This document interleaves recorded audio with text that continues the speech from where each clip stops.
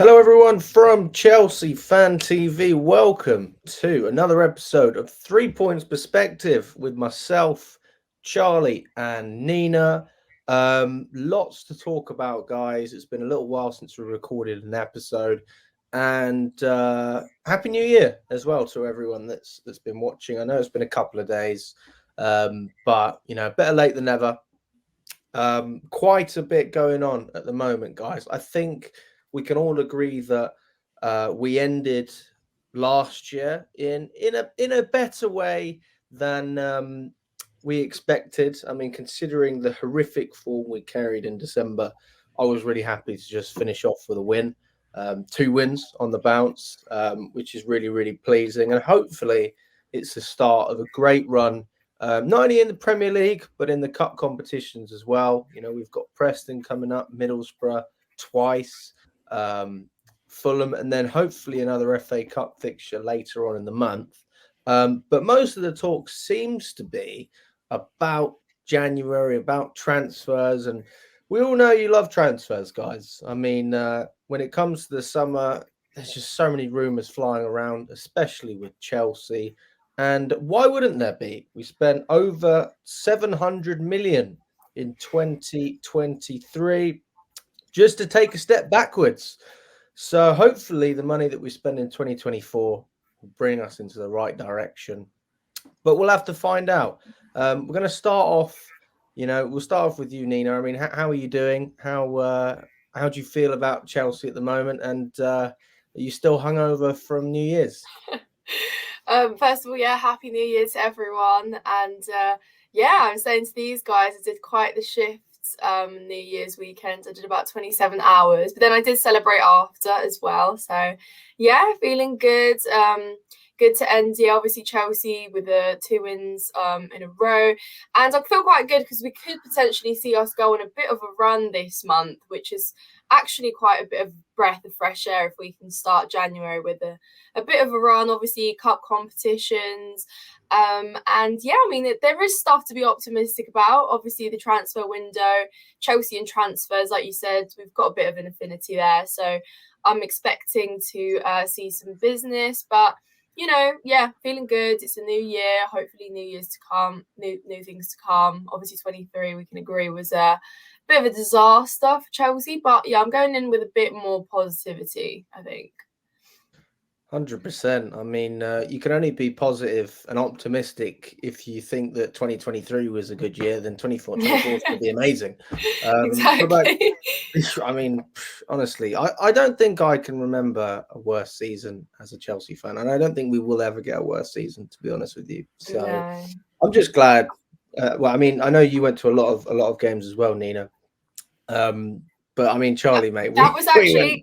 Sorry to interrupt you, but last year was the most Chelsea games I've been to in like a whole year. So it's actually quite ironic that I chose the worst season to attend as many games as I did. Don't get me wrong, I love it. It's been my dream to obviously attend more games as the years have gone by. But obviously, started my channel as well in 23. So it will be a year I remember, but both for good and for bad reasons. But there you go. That's what comes with being a fan, isn't it?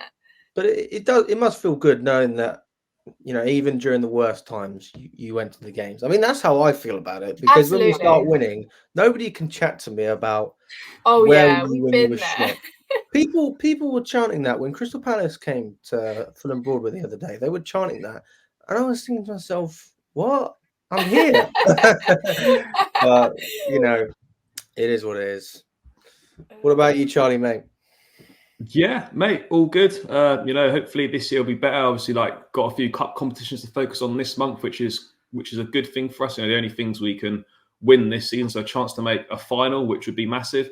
Chance to get the FA Cup run underway. Obviously it wasn't that long ago that we lost 3 finals in a row. So if we could maybe try and put that right this season, that would be a good start.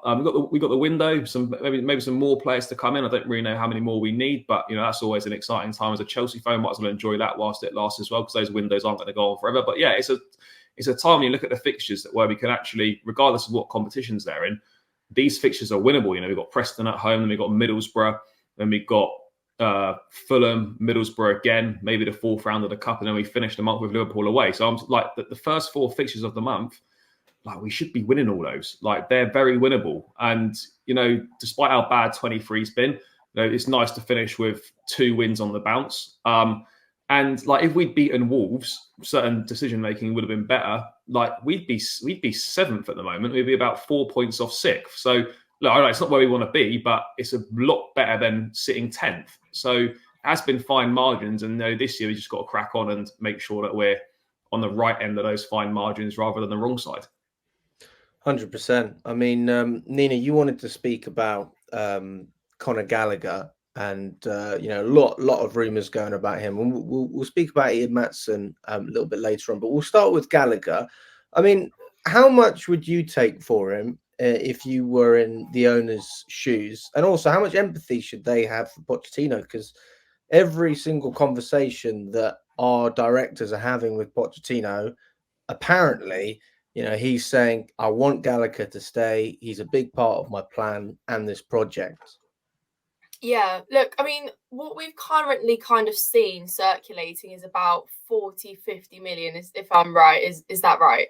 And I think in today's market, 40-50 million isn't necessarily too much, or at least it doesn't price a sort of a player that's got quality, that's always fit, is always available, is a good sort of first choice midfielder. And I don't necessarily think that Conor Gallagher is worth that. I'd price him higher. And if you'd asked me maybe in summer, I probably would have told you, yeah, I'd take 40-50 million for Conor Gallagher. I'd say that's a pretty good deal. But, things have changed now since summer. And you can see the fact that Conor Gallagher has been playing every single game, the fact that he is the manager's first pick, the fact that he has been repping the captain armband, he has been fit. And I think that is a big factor at Chelsea.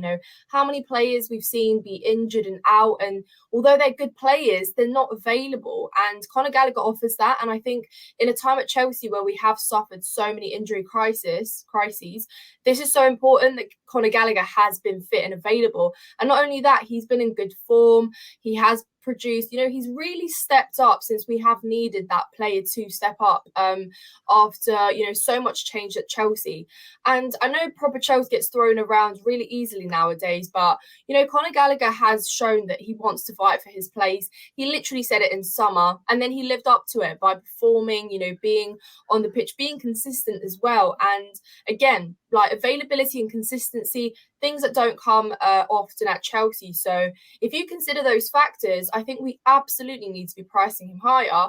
But second of all, I wouldn't even want to sell him in the first place. And again, like if we've spoken about this, if you'd asked me in summer, it would have been different. But I just think the fact that Pochettino, has grown so fond of him and sees more than just a squad player in him, he has been a first teamer.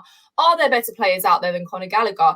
Yes, but the fact that he has produced what he has for Chelsea this season, I think is so much more valuable. And I think we'd just be doing something really stupid selling him, really.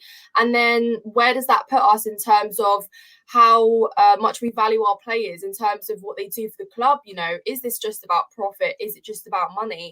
Are we just going to be selling players, to make sales and stuff? And I think there comes a time where you need to look beyond just what you're going to make off a player. And that's just where I stand with Conor Gallagher. 100%. I mean, the owners are obviously looking at this from a financial point of view. Yeah. I think it's pretty obvious that, that is their stance. But you're going to make more money from winning trophies than you are from one transfer. It's true. But then who's going to help you get there? Yeah, no, absolutely. But then also, I see a lot of people debating on Twitter. I mean, this is a great debate. FFP exists, and at the end of the day, you can say what you want if you're getting pure profit. And I've actually seen 60 million been thrown around. I mean, I've seen a couple of things. I think CFC Pies. Well, considering we got offered 45 for him in the summer, and now he's obviously played how he's played for this first half of the season, that value's definitely up. Plus you put like a January premium on it as well, because it's partway through the season. Players, there's always going to be like a January tax on it. Like you are looking at 50 plus, maybe even more, closer up towards 60. But I think for me, it's not about like, whether there's better players than Gallagher or Chelsea can sign better players. Yeah, of course they can. But it's more about the fact that like what serious club even entertains the prospect of selling their best player halfway through the season? But that's just not a thing. I'm not saying that Gallagher's going to be good enough to be a mainstay on the Chelsea side for years going forward. But right now, he's important. This season, he's going to be particularly important. Beyond, who knows? But this season, he's important. The manager likes him. The manager's publicly said he wants him to stay. Conor said that he wants to stay. It's now up to the board and Gallagher's reps to sort it out. And ultimately, like Gallagher is up to him whether he wants to leave or not. He doesn't want to leave. You can't force someone out the door. And it's in everyone's best interest to sign a new contract. You sign a new deal and it protects his value. Because like if he doesn't sign a new deal now and he stays, you go into 1 year left in the summer. They don't want that. They've already said, they want, with 2 years left, you're either being sold or you're signing a new deal. We're already into that 2 year window. So he either signs or he goes. But for me, it's about also, it's got to be a collaborative process, recruitment and contract extensions and things like that. It shouldn't all be on the manager. It shouldn't all be on the sporting directors. Everyone's input should be listened to. If they go ahead and do sell Gallagher this window, then it kind of shows that in the grand scheme of the project, what the manager says or whoever the manager is doesn't really matter because the sporting directors are just going to do what they want. Look, it's fine to have disagreements and to have like different ideas and that, but ultimately you've got to take everyone's input on board. And you can't be stupid enough to sit there and think, do you know what? Even if we do want to sell Gallagher, maybe we shouldn't do it this season because of how important he's been and how much the manager likes him. Offer him a new deal, reassess in the summer or whatever, and then go again. But right now, like it'd be such an unserious thing to do to even entertain the possibility of selling your best player partway through the season. It's not Gallagher's fault that he's been better than Enzo and Caicedo. He's been our best midfielder this season. That probably wasn't the plan for that to happen, but he has. And he should be rewarded for that. So even if they want to sell him, offer him the new deal, protect his value, and then reassess a bit later down the line. Yeah. Especially when you look at the times he hasn't played, which isn't very much, but Man United away, for example, I remember he wasn't in the midfield then. We looked spineless and we had no structure. We weren't able to initiate a proper press. There was no structure. So what Gallagher offers as well is he offers Enzo and Caicedo and all these other players he plays with. He allows them to do what they like to do, and he'll do the dirty work. He'll do the job that nobody else wants to do. And it just goes so underappreciated. And I mean, I've had this debate with a couple of people as well, especially after, I think it was the Palace game, Charlie. He was creative, mate. He created a great chance for Jackson. I think Gallagher, despite what people say about him, is actually a creative player as well. I mean, people really limit him and his game. But he's all round. He's got what you need in a midfielder. I know that people don't like him in the pivot. I actually think he's improved in the pivot. He has. Definitely improved. Remember when we were at Leeds last season, I think, at the start of the season, and Gallagher had to play in the pivot. And it's probably one of the first times he played there. And look, that game we lost 3-0, and it wasn't just him, but he was absolutely horrific. He's definitely improved loads in terms of playing in a pivot, for sure. 100%, and nobody's talking about that, So people are very quick to criticize Gallagher, but they're not very quick to reward him. And you have some people that love him and some people that hate him. It's like everything else. It's literally goes back to Mason Mount, doesn't it? But the difference is that you can see that there is a passion. And the question is, what's going to come of it? Because Mount was passionate for a couple of years. And that Mount, I would argue, had a decent output as well, especially at the beginning. So, can Gallagher keep up the form? Is he asking for a shorter contract? Is he asking for a bigger contract? And these are all the questions that need to be answered. Because if it's a financial issue with the contract, I can understand why the owners maybe aren't going ahead, or why Gallagher's holding back because he wants more money. Or it could be contract length, which seems to be the most logical thing, because I wouldn't want to sign a 7-year deal, from being honest with you. Let's say Pochettino got sacked, someone else comes in, doesn't want to play Gallagher. What do you do then? Are you going to hold out for a move to West Ham just to get game time? So, there's so many things we can look into on this. But I mean, let's move on to Ian Maatsen. He's linked with Dortmund. Charlie, mate, I mean, I know you did a little stream about this last night. So, I mean, what do you know about this? Because this has come out of the blue for me. I'm not really sure why Dortmund are going in for Maatsen. I know they're already keen on Sancho. I mean, do you think this is a good move for him? Yeah, I think it suits all parties. I mean, look, Dortmund are looking for a new left back. Look, the thing with Maatsen is that obviously I think he's a talented boy and whatnot, but I think he's one of those where his season at Burnley, where he got in the Championship team of the season, his playing at left wing back in Company's side, I think that made a lot of people think he's much better than he actually is. I'm by no means saying he's a terrible footballer, but what I am saying is that I think people overestimated his ability based on that season at Burnley.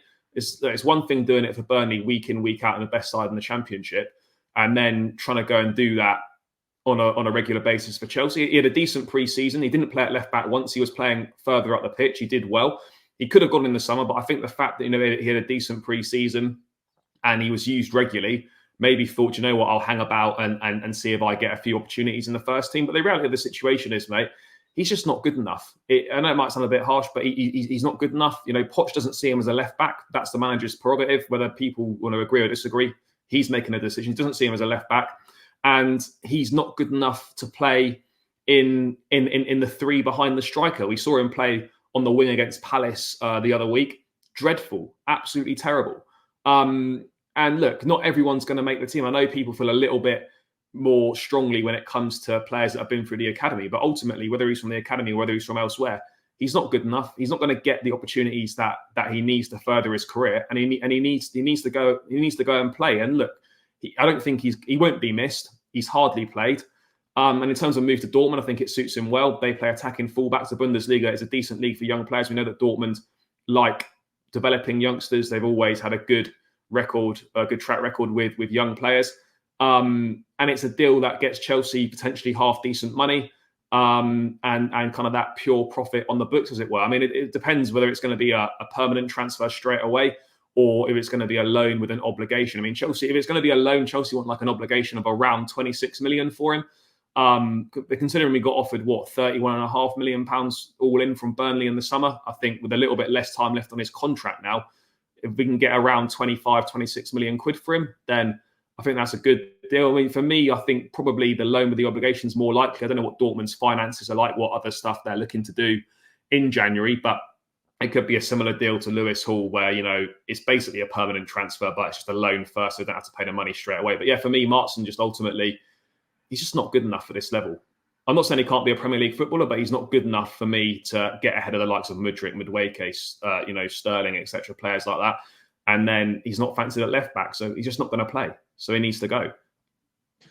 I suppose when you look at it as well, if we want to keep Gallagher, we've got to get rid of other academy products, and Maatsen's probably number one on that list alongside Chalobah. Have I missed anyone else out? Well, Broja potentially, but I think that'll be a summer thing. So, if we want to keep Gallagher, like we all keep banging, well, I believe we should, then you've got to sell these other players. And I completely agree with you, Charlie. He hasn't cut it at Chelsea. I think it's a bit harsh what you said, he won't be missed, but I understand where you're coming from. He's not exactly a club legend. No, I mean, in terms of his contributions to the team, I don't mean in terms of a person around the place. I just mean in general, like, we're not going to be watching games and thinking, oh, do you know what, shit, I really wish we had Ian Maatsen play. do you know what I mean, though? Like that. It's just not going to be one of them. I get you. Yeah. But no, I agree. I mean, 25 million, you'll take that, won't you? But how much money do you need to raise? I mean, Nina, with Maatsen, I mean, 25 million isn't a lot in today's market. I mean, surely we need to raise more money than that to secure, a top level striker like we're looking to do. I mean, is that going to be enough? I mean, how much money do you think we need to raise? Definitely more than that, but I still think that's pretty decent deal considering Maatsen hasn't played. I get the side that we do need to make more money because he is obviously like homegrown, whatever, but I don't think we will get more, especially because I don't think Dortmund would offer more. But yeah, look, if we combine obviously Trevor Chalobah, I don't think Broja will go unless there are any other outgoings that I'm not aware of in January. I don't think that makes up enough to go in for a striker. Obviously we might have some leftover money. I don't think it's dependent. It's not as black and white as, to sign a striker, we have to raise X money. No, I know. But in terms of like balancing out the books for obviously like selling homegrown players, etc., from that side of things. But yeah, look, I agree Maatsen isn't going to be like a long-term Chelsea player. I think watching him against Crystal Palace, I agree with Charlie. Like, he was getting pushed off the ball way too easily. He was easily tackled, and yeah, he just didn't offer much solidity, really. And I know it's unfair to say, he got played on the wing when he hadn't been playing at all, really. And how fair is that on a player? Didn't really get given a chance to shine as a left back. And obviously Pochettino was very adamant that Levi Colwill would play there.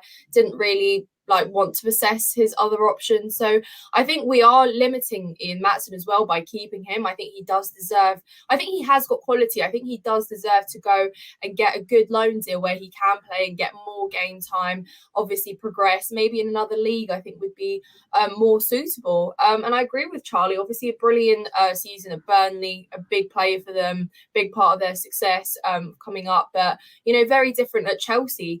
I mean, what we saw in pre-season though looked good. You guys would agree. Ian Maatsen did look pretty decent in some of the games he played in pre-season. He had some good link-ups, Mudryk, Jackson, that whole thing we saw with Nkunku in pre-season. And I think Pochettino wanted to bring that back. I said that to Alex after one of the games where Nkunku returned, that he maybe did want to see that sort of those partnerships fire up again up front. It didn't particularly work out. I think I did like some of the movement up front, but I think Ian Maatsen struggled big time. And, Crystal Palace had a lot of physicality in their team, so that's no surprise. But I just think he is ready to move on. And I think it benefits both the club and himself as a player to develop, get better. Otherwise, it's just wasted potential if you're sat at Chelsea and you're not getting any game time. I think that the fact that he's not strong enough is probably the reason why he's not playing as a left back. That's the only reason Colwill gets ahead of Maatsen in that team, in that position. Otherwise, it makes no sense to me. But I do understand the frustration from Chelsea fans still not even being given the opportunity to see Maatsen as a left back. Like, we saw him come off the bench at Wolves, I think, but that was after Gusto was a left back anyway, and then they swapped over. So, really, really, I do think it's frustrating just from the perspective of not being able to see him in action. So if we would have seen Maatsen have a stinker, a couple of games as a left back, you say, bloody hell, I don't want to see that again. But at least give him the chance. But as far as Poch is concerned, he's not even good enough to do that. So, yeah, get rid. But, on to some more positive news. Sanchez, he is almost back. He's almost ready to come back into the Chelsea squad. Charlie, you mentioned this earlier on. But the question is, does he get straight into our squad, especially with Preston coming up? I mean, you would expect Petrovic to be starting that game anyway in the grand scheme of things, considering he started the season out as our number 2. But for me, I don't see any reason why, if a player continues a good run of form, why would you kill that momentum? No, mate, I agree. Do you know, it's a weird one, isn't it? Because for so long we'd be like, we want to have a look at Petrovic, because none of us has really heard of him. None of us really knew what he was about. We thought he might play in some of those League Cup games, maybe a Blackburn or whatever in the earlier rounds, and we didn't see him. And then obviously, fortuitously for him, like it so often is with football, like someone gets injured, one person's misfortunes, another person's opportunity, and all that. And over 5 minutes at Everton, you couldn't really tell much from him. But in the preceding games, mate, he's been decent. He made some good saves at Luton. He looks calm with the ball at his feet. One thing I will say is that compared to when Sanchez has got the ball at the back at his feet, I don't feel anywhere near as nervous as when Petrovic is on the ball. Things good. You mean the other way around? I don't feel anywhere near as nervous with Petrovic on the ball as I do with Sanchez. Like Sanchez, I feel nervous when he's on the ball at the back, getting pressed and whatnot. Petrovic seems a bit calmer. I think he seems better with the ball at his feet. The one thing that I think Sanchez has got over him is the way that he commands his area, comes and collects crosses. I know Petrovic did better with that against Luton. That's probably an area he can improve on. But it's difficult with goalkeepers because you can't, it's not like outfield players where you can bed them in over a number of games, like give them 15 minutes on the bench here, then give them 20, give them half hour, start them, give them an hour. You can't do that with goalkeepers. When you're a goalkeeper coming back, you get thrown straight back in. You don't sub your goalkeepers unless there's an injury or you're doing it for a penalty shootout or something. So it's one of those where I'm thinking Petrovic has not been bad enough to warrant himself going straight out the team, and Sanchez has not been so exceptional this season that he should go straight back in. I think there's an opportunity for Sanchez to get some minutes back under his belt with these cup games coming up, I think Preston might come a little bit too soon. But certainly you might see him in one of the cup games against Middlesbrough, whether it's the first or the second leg. Depending if we get through the FA Cup, you might see him in the fourth round and whatnot. But there's now genuinely a conversation to be had about whether Sanchez should be the number one going forwards for the rest of this season. I mean, Petrovic has done nothing wrong, so it's not as clear cut a decision as people might have expected it to be. Is Petrovic better overall? We probably haven't seen enough of him, but he's certainly made a strong case for himself. And all you can ask from a player when they get an opportunity to play is just do your best and try and impress. And he's absolutely done that. So Poch has got a difficult decision to make. And for me, by no means should Sanchez be going straight back in. 100%. I mean, for me as well, Nina, sorry. It's a really interesting one as well, not just with the player side, but with the managers. And I think there's some managers, I mean, tell me if you disagree with this. There's some managers you look at and you think, this guy is cutthroat, Mourinho, Conte, these kind of guys. And you just say to yourself, right, if this player is performing right now, he's playing right now. And we need to win. Pochettino doesn't really strike me in that way. And I actually think, I mean, this is just a prediction. I don't think he'll drop Sanchez, to be honest with you. I think just me looking at Poch, he's so good at man management. I don't see how dropping Sanchez helps morale. I don't see how it helps build the players' confidence. And also Petrovic, as we said before, he did come into the squad as a number 2.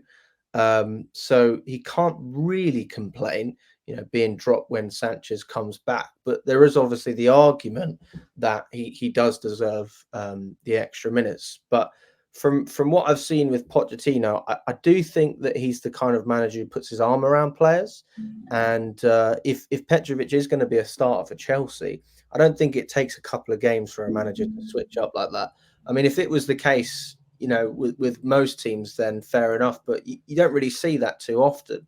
We're just in a really unique situation where we've got 2 unproven goalkeepers and, they're both sort of fighting for that spot. I mean, what do you think, Nina?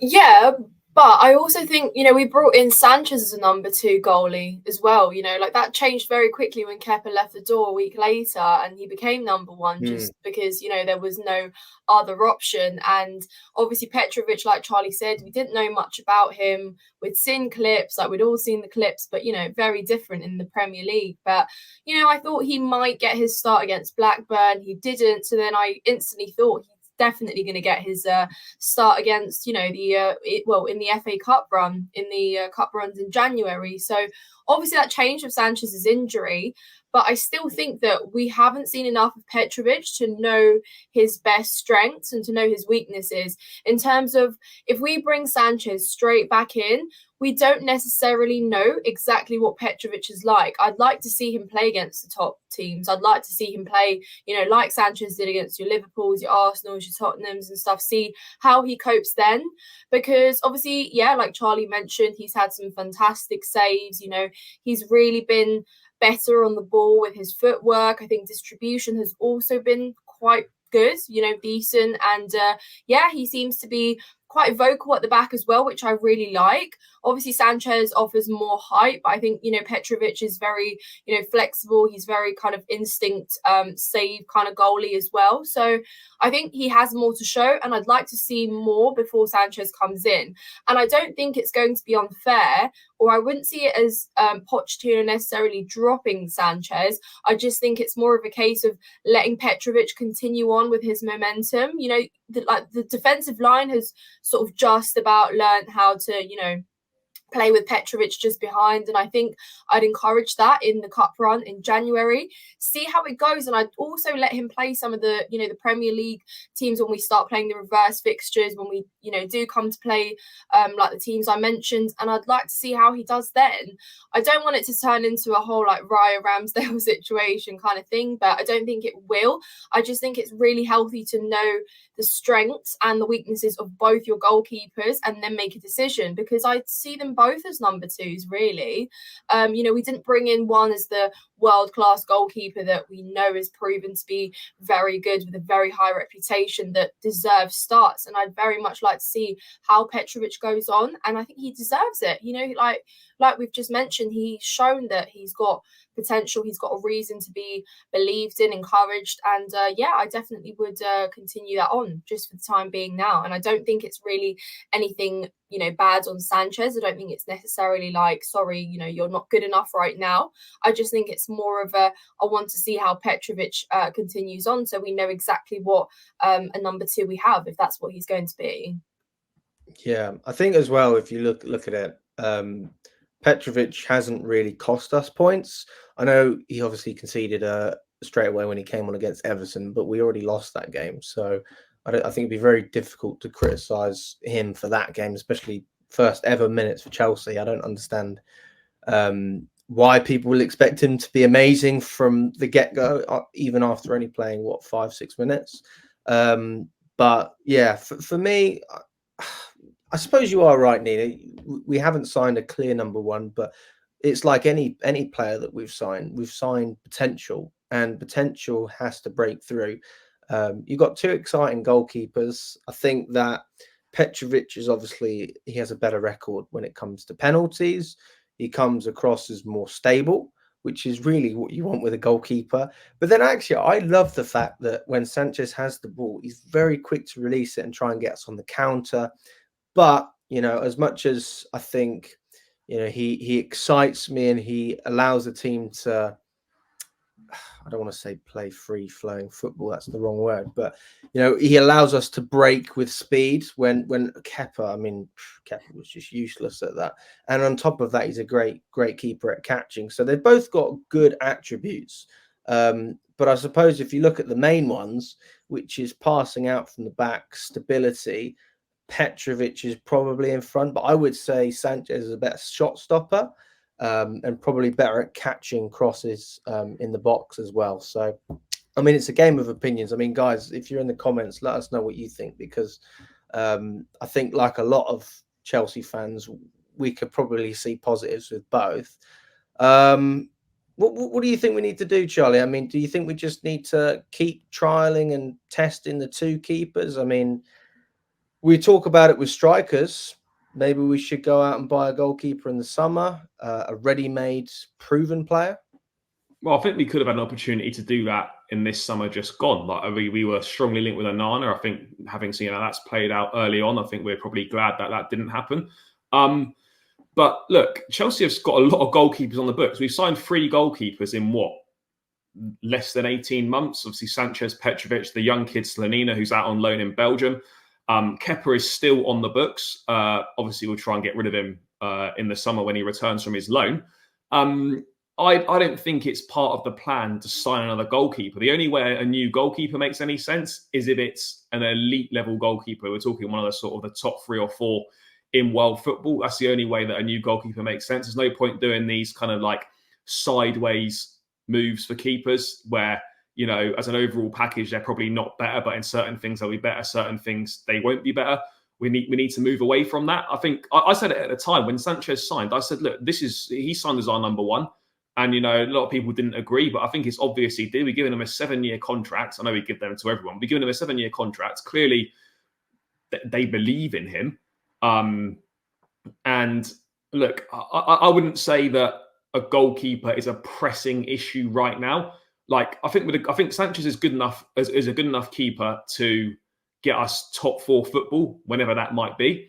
Do I think he's a good enough keeper to have us challenging and winning Premier Leagues in the future? No, I don't think he is, but we're not there right yet. So I think he can be a useful goalkeeper for us to get us back into the Champions League football. And then once we get ourselves together and hopefully start challenging for league titles and hopefully winning them, like that's when I think, do you know what, Sanchez is not quite good enough. But for me right now, I don't think a goalkeeper's a priority.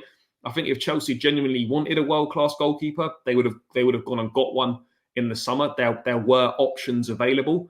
And I would be surprised if he went and signed another goalkeeper in the summer, because, all right, you get rid of Kepa, but then you've got Sanchez, Petrovic, Slonina, and ex-goalkeeper that you might sign in the summer. It's too many. So look, do I think we can improve in a goalkeeping position? Absolutely, yes. But is it a priority? sort of now or the summer. No, it's not. Fair enough, mate. No, I have to agree with you in that sense. I suppose if you're just looking at it from a winning straight away, that perspective, then obviously you would sign a keeper straight away. But who am I kidding? That is not the project. Listen, guys. I mean, we spoke about Osimhen before, and it seems increasingly unlikely that we're going to be getting him in January. Obviously, he just signed a new deal at Napoli as well. Completely understandable. I mean, Napoli's a very good club. They're in a good league. And, he's got a nice pay rise as well. But there is a release clause. If I'm not wrong, it's about £112 million. Very much realistic. We spent over 100 million on Enzo. We did that with Caicedo. So to do that in the most important position, arguably, it seems like a no-brainer. But it seems like a pre-agreement is the most realistic option for us, Napoli, and the player as well. Nina, is Osimhen the only striker we should be looking at, or is there anyone else who's been catching your eye? Well, obviously he would be the ideal prospect, but kind of unrealistic, I think, for them to, let him go in January. And I think that's exactly what their point was, that he would be off limits in January, especially like halfway through the season. But that's exactly what Chelsea needs, a prolific striker halfway through the season, because obviously Jackson's going away to AFCON. Breuer seems to be, I think it's harsh to say that he has been underwhelming, but I think that is the word I'd use. I think you guys would agree. Okay, I wasn't going to go that harsh, Charlie. He's been dreadful. He's offered absolutely nothing. We might as well be honest about it. He's been awful. Yeah, okay. I mean, that's your words. I'd still use the word underwhelming, because I think obviously he's been out for nearly a year after his injury against Aston Villa last year. He came in sort of in maybe Jackson's shadow, like hoping to get some game time. He did get given game time, but they weren't really competing. I mean, they got played together, at the top, and I think that offered very little in terms of them complementing each other's game. So, look, if we're looking to end the season with more goals and get us a bit higher than, we are at the minute, then I think we definitely need to bring a striker in. And obviously that's stating the obvious here. And who we might go for, is Ivan Toney still a realistic prospect for Chelsea in January, guys? Look, he's definitely one that's been looked at. I think that, like, from all the reports, the club are kind of divided on whether to sort of, take that interest further because of his age and because of the price it might cost. I mean, Tony's 27. Osimhen, I think, has just turned 25, or he's turning 25 soon. There's a couple of years in it. Like, in terms of cost, you're probably looking at Toney, I reckon, is going to cost 80-90 million pounds. Osimhen, we know the release clause is there. I think both these deals are almost impossible to get done in January. I think it's clear. We know that Toney would prefer a move to Arsenal, but we know that Arsenal have obviously got like financial restrictions themselves. For me, there's no way they're going to be able to sanction an 80+ million pound move for Ivan Toney. But ultimately, if Toney's got a choice between Chelsea and Arsenal, he's picking Arsenal. I don't blame him. At his age, it's going to be one big move. He wants to go to a settled team right now that's kind of capable of challenging straight away. We're not settled and we're not ready to challenge yet. For younger players, it's all right because they've got more years to wait, whereas Toney hasn't got as many. But 27's not old. I prefer him just based on the fact that I think his profile suits us better. The fact he knows the Premier League inside out. We know he can score goals. Osimhen's an interesting one. He's had one very good season at Napoli last season. But look, by no means am I saying like Lukaku's a better footballer than him or anything, but all the things that everyone's praising Osimhen for doing in Serie A are the exact same things that everyone was praising Lukaku for doing in the same league. Scoring loads of goals, winning the league. I know Osimhen's got a bit more to him in terms of he's got a bit more creativity in his game as well, but all the things we're getting excited about Osimhen for are all the things everyone was getting excited about Lukaku for. The market for an elite level forwards, it's not great. It's not great, and then it's even worse when you try and get things done in January as well. Strikers are the hardest position to find. We're looking at the two strikers we're probably looking at are Toney and Osimhen as like the top level strikers that are available, and that could make a difference to this team. People talk about Sesko, talk about Victor Boniface, talk about I've seen a few things about Solanke as well. people talk about Solanke, Santiago Jimenez at Feyenoord. Like, these are guys that are promising and got potential, but we don't need another one of those potential strikers. We've got enough of them. We need someone that comes in and makes a difference right now.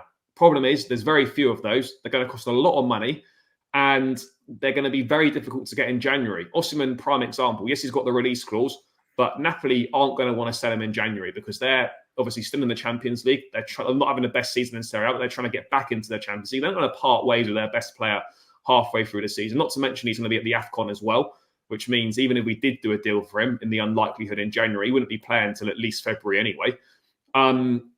The most likely scenario is going to be similar to what we did with Nkunku. You agree a deal for the player to come in the summer.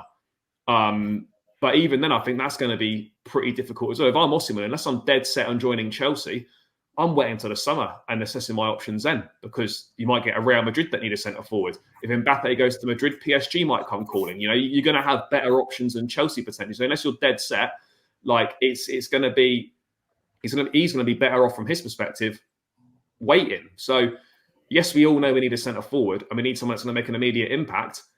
I just think with the two names that we're strongly linked with, I just see both of them as very unrealistic to be playing for us this month. And the best we can hope for is a deal to come in the summer. No, I agree with that. But I do think that we have an advantage over a lot of teams because Osimhen's a Chelsea fan, if I'm not wrong. So, you know, he responded to a tweet the other day saying, come and help us with a, you know, pray emoji and a love heart. Osimhen's got love for Chelsea people. And he loves Drogba. He loves Drogba, and Drogba's a Chelsea man. So, you know, I do think that is a realistic option, but I agree with you. I don't think it's going to be realistic in January. I've just got one other player just before we finish off, guys. You mentioned a couple, Charlie, but I read an article earlier. I mean, Lord knows if it's true or not, about Artem Dovbyk, which is the striker for Girona at the moment. If I'm not wrong, first joint top of La Liga. I mean, I saw that the other day, mate. He can't come in January anyway because basically under FIFA rules, you can only play for two clubs in one. You can be registered for 3 teams, but you can only play for 2 clubs. He's already played for 2. I think he was at some Ukrainian team, and then he obviously went to Girona. Therefore, means that he can't play for another team this season. So a January move is not possible. Thank you for clarifying, my friend. Well, listen, guys, always a pleasure. Thank you for tuning in, guys. This will be out later today. You know what? I love the fact that we're recording this in the morning, guys. I have to say, it's the only show we ever, like, Lewis would never dare record at this time. Can you imagine? Otherwise, he's only just gone to bed a couple hours ago. But yeah, listen, guys, if you agree or disagree with anything we've said, please let us know in the comments. You know, lots of different opinions, lots of different ideas going around. I mean, should Conor Gallagher stay? How much do we need to accept for Ian Maatsen? And you know, is Sanchez really our number one? And which striker do we sign? So listen, guys, all the best. We'll see you very, very soon. Always a pleasure, and up the Chelsea.